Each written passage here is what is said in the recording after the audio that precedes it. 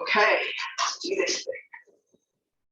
Right, so we're actually starting standing this morning. So come to standing at the end of your mat. Oh, wait, let's just start with that one.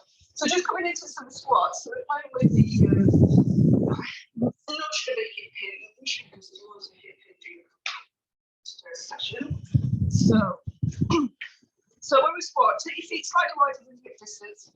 And think about sending your hips backwards. So a squat where you just come straight down is fine. But you want to send the hips back before you squat, so that if you come up, you can basically stop. All right. So back with the hips, squat down, and come back up. And your choice with the arms. It's like sense to me to counterbalance myself with the arms. So squatting back and coming back up. We don't have to be super deep. Go as long as you like.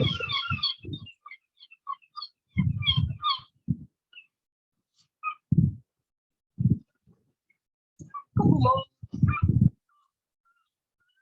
And then last one, and then coming to the end of your mat. So you're going to keep the legs roughly in the same place because we're going to squat down again. So we're going to squat down, keeping the back straight. And then whatever you need to do to get your hands to the floor. And then we're going to walk out. So walking out to a plank with teeny tiny little steps with the hands. Until you get all the way out to a plank. Pause. And then lift the hips to start walking backwards. I want you to try and keep your legs straight as long as possible, letting the heels come down. So you get that point, or most of us will find that point where there's a stretch into the calves and the hamstrings. Once you get as far as you can, you feel that hamstring stretch. Then bend the knees back to that squat position, and then come to standing. Yeah, that's all we're doing. So same again. Squat down, hands come down, little steps to walk out to your plank. Going back, you lift the hips up, almost like a down dog if you like, and then walk back, hamstring, hamstring, hamstring, hamstring, hamstring. Bend the knees, and come to standing. Couple more like that. Squat down, hands, walk it out. Pause in your plank. Lift the hips, walk it back. Keep the legs as straight as you can for as long as you can. Hamstring stretch, then bend. Then squat out of it. One more time. Squat. Look.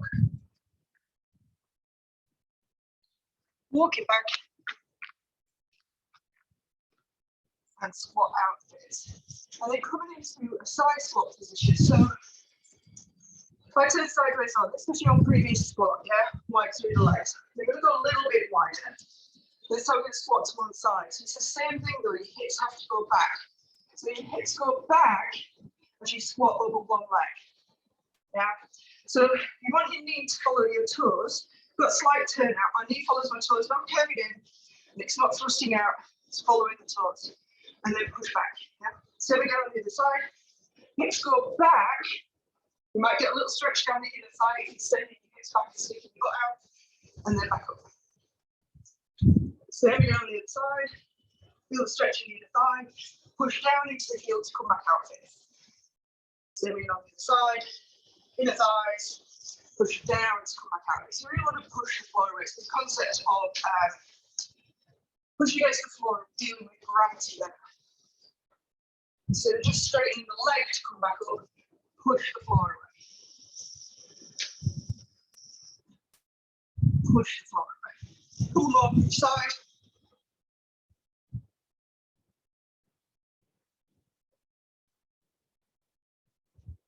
And coming back up and stuff. Give your legs a little bit of a shake out if you need it. Then we're going to come down to the mat.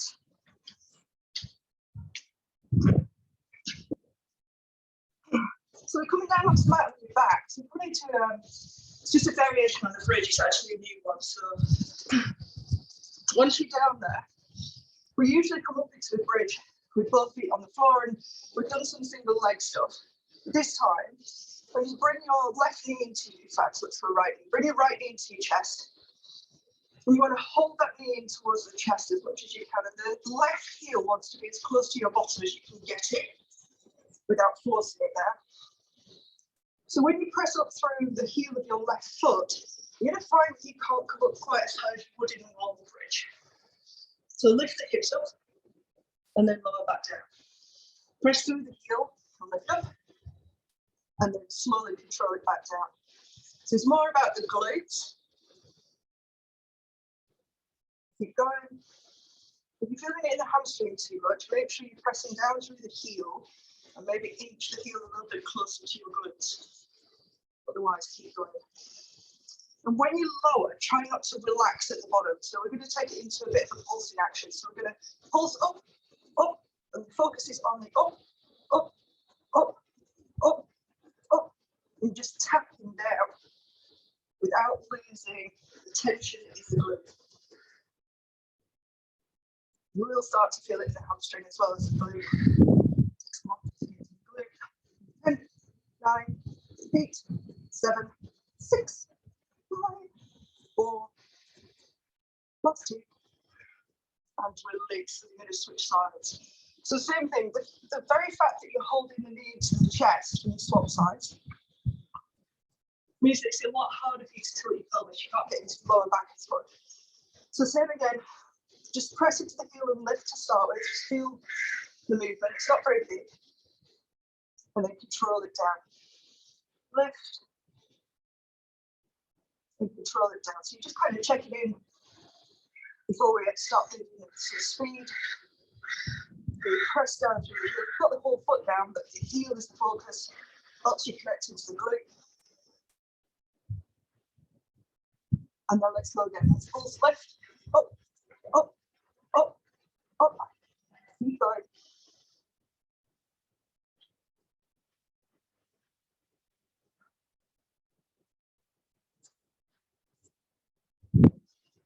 It's very much a hip thrust.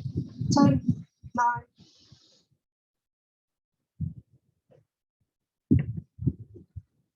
Last 2. And release. Get both legs and hook.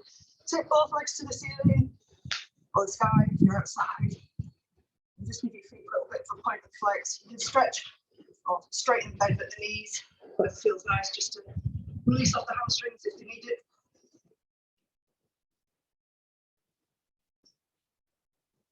And then come over onto our front.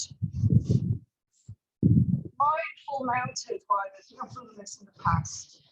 It's just me to elbow and flank.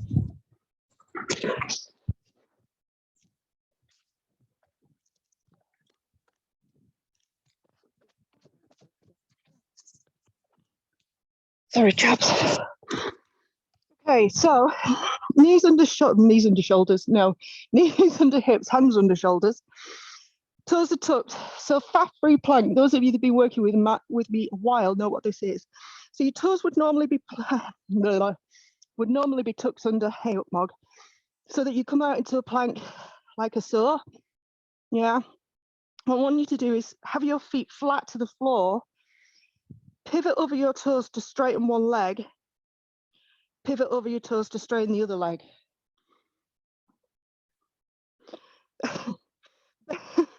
Bend the knee back down by pivoting over the toes. Try not to crush your cat, which is now chewing my leg. Get out. You're not helping. And again.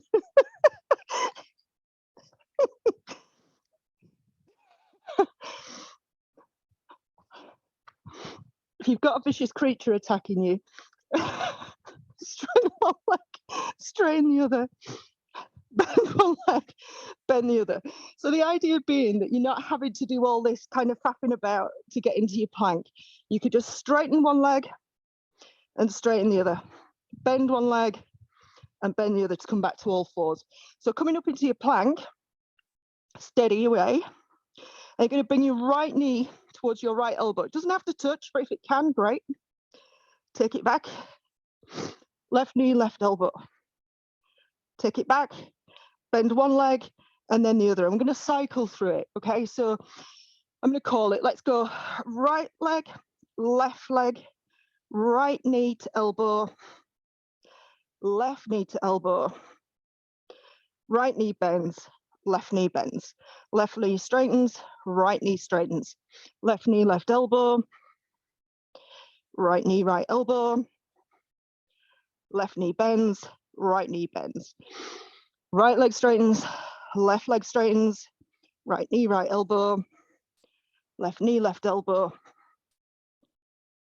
right knee bends, left knee bends. One last time on the other side. So left, right, left, right, left, and right. And then sit back off your wrists for a moment. So I've been wanting to bring in some back extension work where you lie on your front and you lift your arms and legs.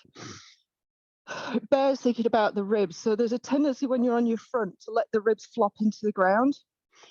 I want you to try and keep your ribs and your hips connected. And I'll explain what I mean when we get down there, but it's might just block the mic a little bit. But coming down onto your front. So just working with the legs to start with, because less chance of the ribs popping out at this point. Your legs are going to be about hip distance apart. Now, instead of thinking lift, I want you to think about reaching them away from you even further. So as far as they could go, like you've been dragged along the floor by your legs or your ankles. And as you reach them away, they will lift automatically. And you should feel more tension in the glutes. So it's all about the glutes at this point. So you're just hovering the legs above the floor. It's not about the height, it's about where you're lifting from. So your pubic bone should still be welded to the mat. And then release it back down. We're going to go again. Reach the legs away from you. Reach, reach, reach, reach, reach. And then release it back down. One more time. Reach the legs, reach, reach, reach. The lift. And then we lower back down. Legs are going to stay quiet. The arms are going to go overhead. Now, depending on your shoulder mobility, they might be like tram lines, or they might be like a letter Y. Your choice at the moment. Thumbs up. Now here is where you probably feel, I'm hoping that you can feel, the front of your rib cage is kind of pressing into the mat. Can you just lift that? It's almost like you're trying to lift your belly button up off the floor. Now, if you're doing that, you'll probably find that you've pressed down into the arms to help you do that. Now, the trick is how you're going to lift your arms up without letting your ribs go. And that comes from your core.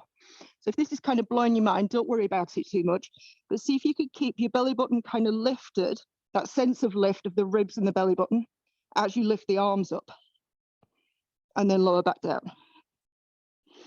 Keep the connection. It's the same sensation. You want to reach the arms rather than just lift them up and then lower.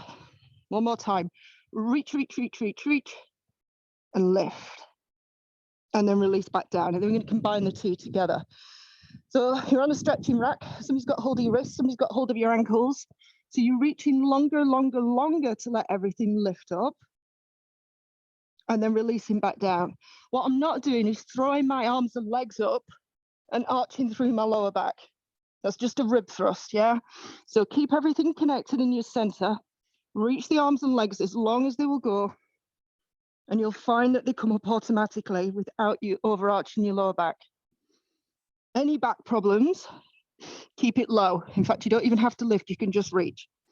Otherwise, keep reaching and lifting, and then release back down. Couple more, reach, reach, reach, reach, reach, and release it back down. One last time, reach, and then lower. I'm going to turn over onto your bottom. Well, some of you have seen some of the crab work we've been doing. This is a crab rock. It's just to get us used to being in our shoulders a little bit more before we go to one arm again. So depending on the length of your legs will dictate where your feet need to be. But essentially what we're doing is hands slightly wider than shoulder distance, fingertips pointing out. Open the chest. So you're lifting the chest up to the sky first. And then when you lift the hips, you want to be in this kind of tabletop position. So my shins are vertical, thighs are parallel to the floor-ish. You might have your butt dangling a little bit, that's okay. But think like a bridge, lift your hips up. So in case you hadn't realized, this is a lot about shoulder mobility. For you to get your hips up isn't necessarily about your glute strength. or your hip flexors. It's about whether your shoulders will give enough for you to get up there as well, right? So wherever we get to, that's fine. You're going to hold it there, and you're going to use the feet, like you're pulling the heels towards you so that you rock forward, if you like, and then rock back so the arms are vertical. So pulling with the feet, pushing with the feet, pulling with the feet, pushing, pulling, pushing. So you get the hip flexors, you get the glutes, you get the hamstrings doing the pulling, and you get a lot of shoulder work. 2 more. Last one. And then slowly lower your butt down to the floor. And then turning over. So we're playing with, I'm going to play with some push-ups. I'm going to do the ones where we lower to the ground. But we're going to add in the 4-point bridge as well, so, or the 4-point plank. So let's just play with that again to start with. Toes are tucked, wrists under shoulders, knees under hips, nice and neutral through the spine. Same thing as yesterday. As slowly and as controlled as you can, hover your knees so they're just free of the mat. Hold and breathe. And then you're going to rock back. Take your bottom towards your heels. And then rock forward. And you're going to go all the way forward. Now, your legs might straighten, they might not, because I've not given you an awful lot of room. So it doesn't matter. You see, mine aren't quite straight either. And then rock back. And I'm going to let you lift your knees as much as you need to within reason as you rock forward and back to allow you to do that movement. And each time you come out of it, just make sure you're back in the neutral spine. So you're not staying tucked under. There might be a little bit of tuck as you come right back here. But lift the tailbone as you come forward. So just what we were doing yesterday. It's a transition movement. It leads into lots of other things. It's a great quad strengthener. Come forward and then release the legs down. So you probably realize, depending again on the length of your legs, that you need to have your hands just that little bit further in front, maybe about hand's distance, to give you enough room to come up into a plank. All right, so same thing. Hover the knees. Push back, butt to heels. Come forward to a full plank. And from there, you're going to bend the elbows to the ribs. Now, if you need to put your knees down to lower your chest with control all the way to the floor, that's absolutely fine. You're coming all the way down to the floor. And they're going to do a full reset. So you're going to push yourself back up to all fours. Tuck the toes under again if they're not already. Pick the knees up. You push back. Go forward to a plank. Now either knees down or knees up, but it's the control of you lowering that's important. Knees down. Push back to all fours. Lift the knees. Push back. It's like a pounce. You're pouncing forward, lowering to the floor, resetting back to all fours. Hover the knees. Load the spring. Pounce forward. Lower the chest. Reset. Push back to all fours. Hover the knees. Load the spring. Pounce forward. Lower the chest. Reset. Lift the knees. Load the spring. Pounce forward. Lower the chest. Reset. Hover the knees. Load the spring. Pounce forward. Lower the chest. Reset. One last time. Hover the knees. Load the spring. Pounce forward. Lower the chest.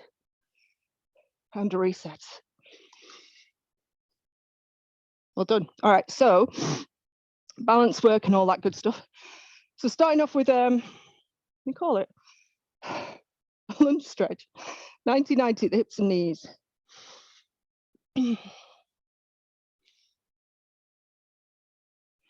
All right, so once we've got the 90-90, you're going to tuck the tail under and shift forward. So you feel that stretch down the front of the back leg. That's all we're doing to start with. So I'm actively tucking, squeezing this back glute to really feel the stretch down the front of the back leg. From there, without moving, I feel like I'm pulling my front heel back and my back knee forward, like I'm trying to bring the two together. So then it makes it a more active contraction. But I'm still tucking and I'm pulling the two together. I'm going to pull. So I'm going to release that tension and then pull it back on. Release the tension, pull it back on. Release, pull. Nothing happening here. It's just an active contraction of my legs to switch that. It's almost like switching it on and off. Still tucking. So pulling and releasing. Pulling and releasing. Pull or contract and release. And then switching sides. Same thing, you find your 90-90. You want to curl the tailbone under so your pelvis is in a more neutral position, believe it or not. You've got your hip bones and your pubic bone on the same plane. Once you're tucked, you find the stretch. Come forward slightly. So I'm taking that leg slightly behind me. And then I'm contracting, pulling heel back, knee forward, like I'm trying to bring the two together. Hold and breathe. And then we're going to pulse that. So we're going to release it slightly and contract, release and contract, release and contract. All the time I'm keeping the tension in this glute. I'm squeezing this glute, keeping that tuck under. So I'm keeping that stretch, just making it more active.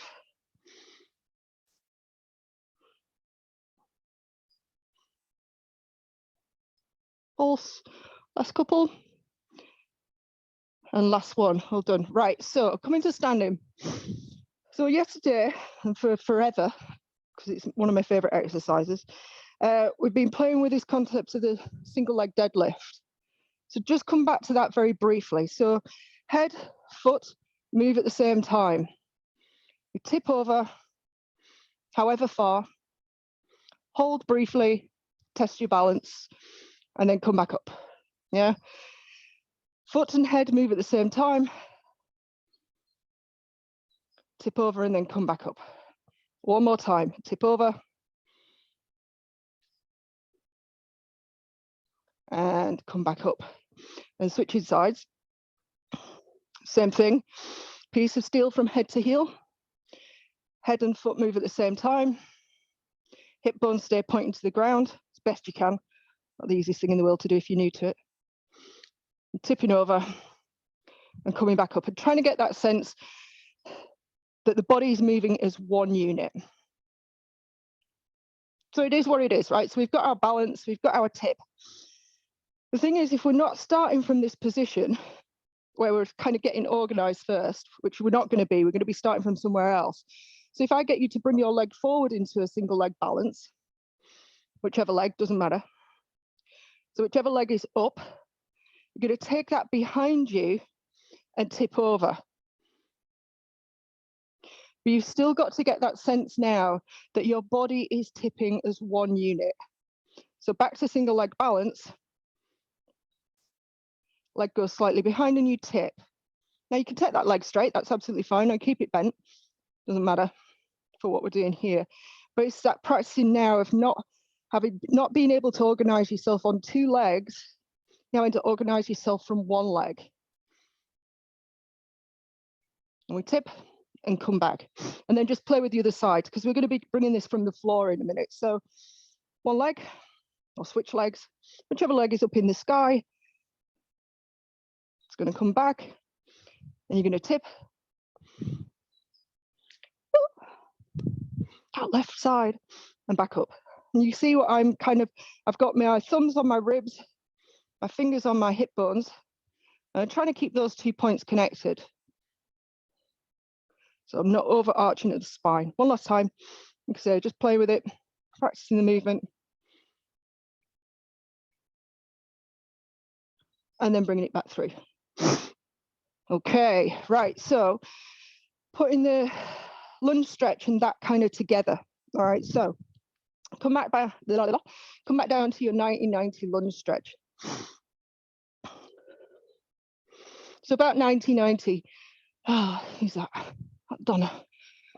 Donna, take your right foot a little bit further forward. Yep. Make it a lot easier for you. Right, so we're here. So let go of that concept of tucking under as much this time, because I'm going to get you to lunge forward.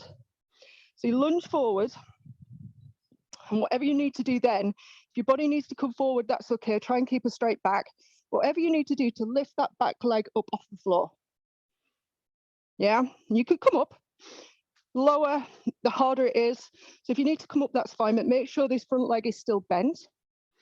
And then you're going to shift your weight forward until you can come up into that same position on a slightly bent front leg. Now arms, I kind of like to reach them. I can get a bit tricky. You could cross them across your chest. You can have them on your hips, whatever makes sense. Now to shift back to your lunge position, because you've shifted forward, you need to trust your front glute to be able to hold you as you reach that leg back. So I shouldn't look at the camera as I'm doing this. And then you're going to lower the back leg down. So you find yourself in that lunge position, push back to 90-90. Yeah. All right, switch sides. So 90-90 to start with. Make sure your front shin is either vertical or slightly in front of vertical, if you like. You don't want it here, all right? So take it away from you. Shift forward. Like I say, whatever you need to do, your whole body might need to shift in order to get that back leg to come up relatively freely. It comes up, you get organized, you shift forward, however much you need to be able to take the weight in the front leg. You find your balance. And then control it as much as you can, control it back down. Lower the back leg, back in that sort of lunge position, back to 90-90, thereabouts. How are we doing? Everybody want to keel over and die yet? Same thing. Lunge forward. Shift your body forward so that you can pick up your back knee. You could come up higher, which makes it easier. But whatever you need to do to shift forward, to come into that single leg deadlift position. And then controlling it back down, lowering the back leg, and shifting back. Switching sides. One last time. In case you hadn't noticed, this is quite a challenging exercise. It's a good one, gets a load of stuff. So same thing, hip flexor stretch, you come forward. Body needs to shift, fine. Pick that back leg up. Body weight has to shift. You got to really shift forward. You see my toe dragging before I can lift it. And then shifting back, controlling it down is the tricky thing. Lower the back knee. Back to 90-90. Well done. Switching sides. There's a rotation stretch to finish. So this time the foot can go further forward, so you can shift right into it. Really, really long, stretchy lunge. Opposite hand comes down next to the foot, and you're rotating it up into the sky.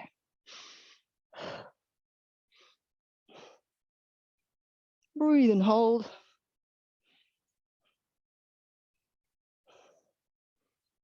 And release, push back out of it, switch sides. Nice and long, big. Foot right out in front, so you drop into this really long, hips sink into the ground. Opposite hand to the foot comes down and twist it up into the sky. And remember, you're trying to twist your chest up, not necessarily just using the arm. So twist from the chest or the spine. And then slowly release. And you'll be pleased to know that that's over. How did we do? We good? Okay, thumbs up. You know, there really needs to come a point when you go, that's enough. You need to do this. And then we kind of stop, or you can level up. No, I mean, if you manage most of that, I mean, you seem to be doing okay. I mean, it is what it's supposed to be challenging. It's called a challenge. There is a limit to what I'm prepared to do with you, though. We'll start adding some animal movements in tomorrow, chaps, so a bit of the flow. That's usually a bit mind-boggling. But other than that, I hope you enjoyed it. Anybody wants to speak to me, feel free. Otherwise, I will see you here tomorrow morning. Thanks, chaps. See you later. Hey. Oh, somebody wants to speak to me. Yay, who is it? Get very excited when somebody wants to speak to me. I'm like, oh my God. Usually I'll run away. No? Oh, it's Nicola, you've unmuted yourself, haven't you? You enjoy that? Yeah, my shoulder strength, I did those as tricep press ups, and that's all come from doing the crab reach. Keep doing the crab reach. I can't believe the strength. Yeah, your shoulders, you can't develop strength in your shoulders if you don't have the flexibility, and vice versa as well. So yeah, the crab reach makes a massive difference. It's why we're going to start adding it back in tomorrow. But I know some people have got issues with coming up onto one shoulder, you know, and then doing the reach. So this way, it's a way of building it up, really. Brilliant. So Yes. yeah, all right, cool. All right, have a good day at work. See you later. Bye. See you, chaps. Nice to see you, Mirabella.